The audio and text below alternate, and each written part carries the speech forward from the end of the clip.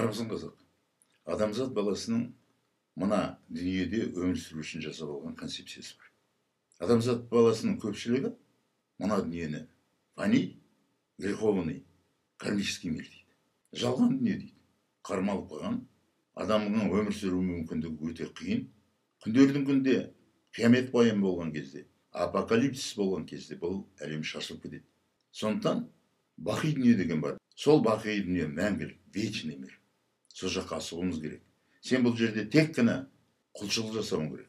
Күнәға батқан кездеріңді анау әлем жаңадан басталғандағы жіберген қателігін түзеу үшін келгесің. Бұл жерде алып кететін ешнәрсе жоқ. Бұл жерде қызығатын ешнәрсе жоқ. Бұл жердегінің барлығы жалған, фәни, греховный.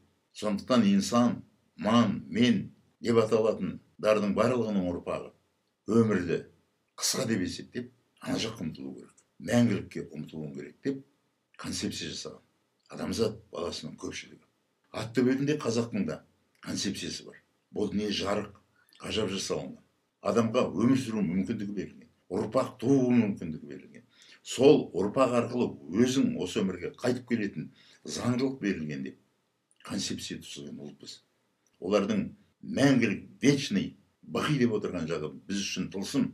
Мына жерде өмір бар, о жақта ғұмыр бар деп есептеген ұлтпыз.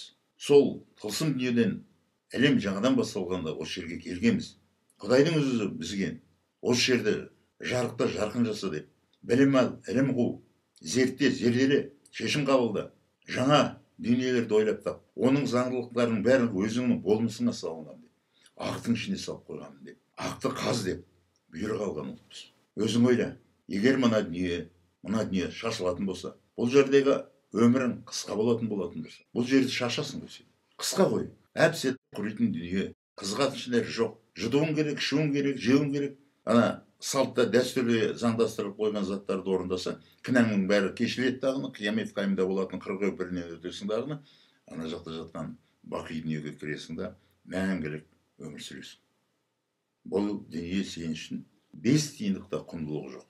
Жерге келген екенсің, шашта кет. Солай болып жатыр қазір. Сондай дүние танымға кірген адамзат баласының көпшілігі быт-шытын шығарып жатыр.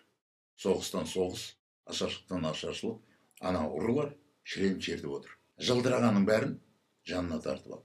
Концепциясы бойынша қызықпайтын дүниесіне қызығып отыр. Ана жақта одан да керемет дүниенің бар екенін есіне де алмайды.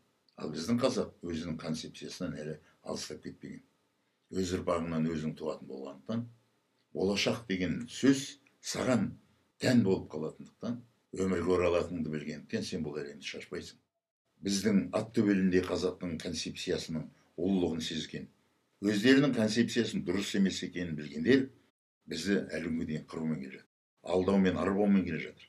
Біз концепциямыз болмысымызға тұрғанына қарамастан, кейде солардың айтқанына көніп, өмір ол қамшының сабындай қысқа деп өсіп отырмыз. Ал қазақтың нағыз концепциясын білетіндер, өмірдің айналатынын білгендіктен, ұрпағыңнан өзің туатыныңды білетіндіктен, қамшы болу үшін қамшының өрімі болады. Өмірді өр деп отырмыз. Сондықтан ойлан қазақ. Ешкім еш уақытта апокалипсистің болатын, қиямет қайымның болатынын әлі білмейді. Бірақ сенеді, иланады. Бақи дүниенің бар екенін, жоқ екенін ешкім білмейді. Бірақ иланады, сенеді. Ал қазаққа сен өз ұрпағыңнан өзің туасың десең, ат тонын ала қашады.